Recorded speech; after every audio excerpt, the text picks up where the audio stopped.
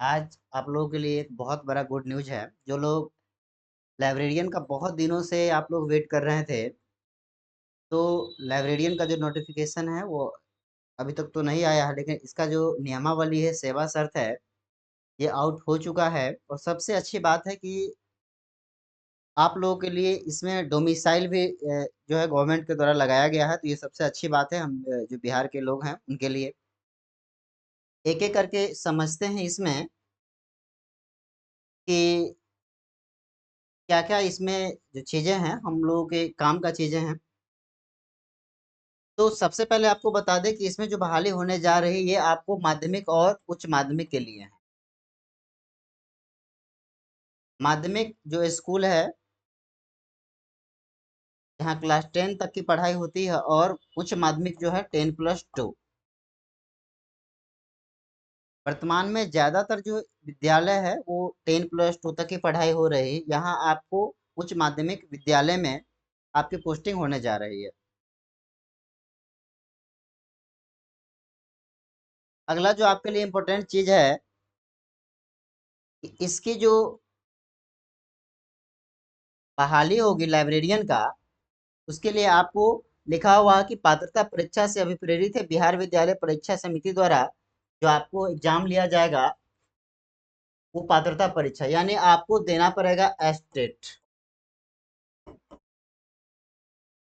आपसे लिया जाएगा बिहार विद्यालय परीक्षा समिति यानी बीएससीबी के द्वारा एस्टेट लिया जाएगा। और एस्टेट में कई सारे लोग कह रहे थे कि एस्टेट किस विषय का होगा, तो चूंकि आप लाइब्रेरियन का एग्जाम देने जा रहे हैं, तो आपका जो एग्जाम होगा एस्टेट में, वो लाइब्रेरी विषय का ही होगा।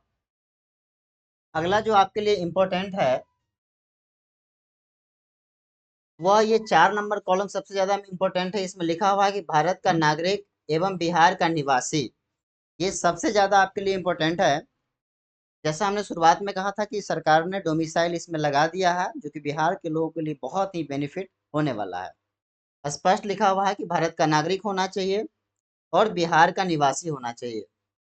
यानी बिहार के अन्य राज्य के अगर कोई लोग इस फॉर्म को भरना चाहेंगे तो वो नहीं भर पाएंगे। यहाँ पर आप स्पष्ट देख सकते हैं 4 नंबर जो यहाँ लिखा हुआ है। अब देखिए, भारत का नागरिक एवं बिहार का निवासी होना चाहिए।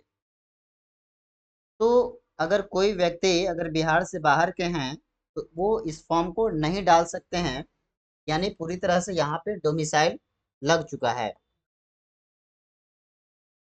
अगला जो इम्पोर्टेंट है, यहाँ पर आप देखेंगे तो विद्यालय पुस्तकालय अध्यक्ष की मूल कोटि के सभी पद सीधी नियुक्ति से भरे जाएंगे। यानी जितने भी पद होंगे, उन सारे पदों को डायरेक्ट बहाली निकलेगी, और डायरेक्ट बहाली के माध्यम से भरे जाएंगे। प्रमोशन के माध्यम से इन पदों को नहीं भरे जाएंगे।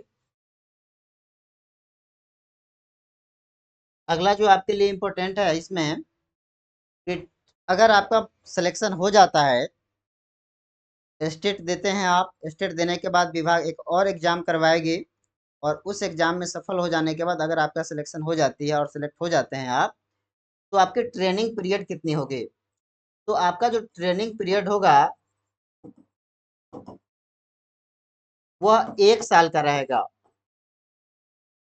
और इस बीच में सारे डॉक्यूमेंट की जांच आपकी होगी, और अगर यह सही पाया जाता है तो आपका सर्विस कंफर्म हो जाएगा।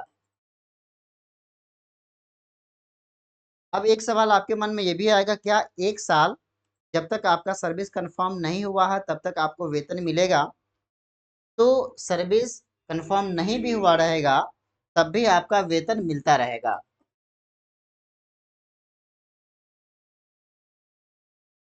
तो आपके लिए इम्पोर्टेंट है।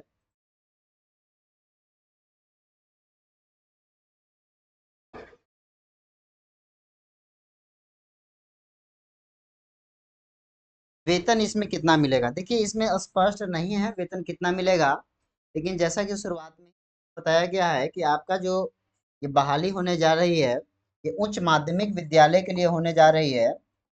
तो उच्च माध्यमिक विद्यालय के लिए होने जा रही, तो उच्च माध्यमिक विद्यालय में जो शिक्षक का वेतन अगर आप देखेंगे, तो जो माध्यमिक में है उसकी जो मूल वेतन है वो 31,000 है।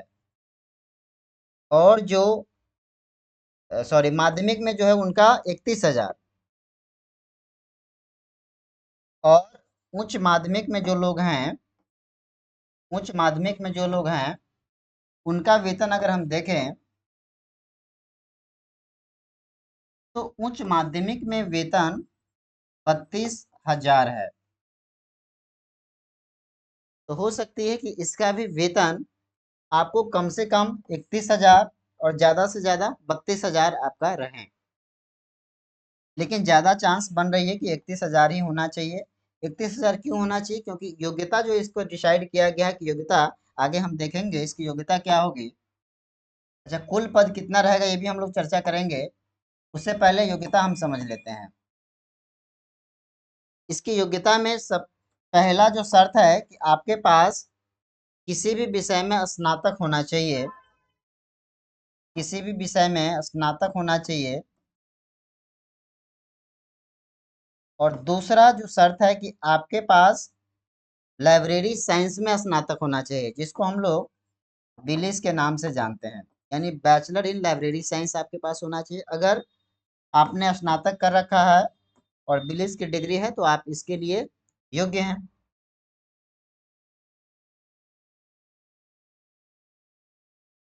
इसके बाद उम्र का बात है। तो न्यूनतम उम्र जो रखा गया है वो 21 वर्ष रखा गया है। और अधिकतम उम्र जो है इसका जिक्र जब होगा तो फिर हम लोग इस पर चर्चा करेंगे।